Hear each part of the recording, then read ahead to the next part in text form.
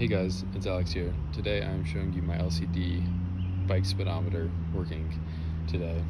We're going to be riding down that hill and I'll be showing you how it works. So to start it, you press the power button right there and it'll turn on and it'll display your speed in miles per hour, and here it is working.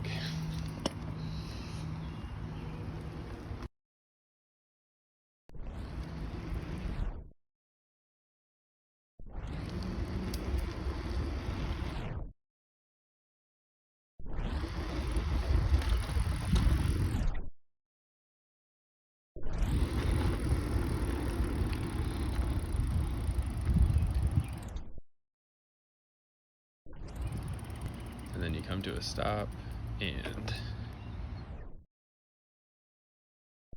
it stops.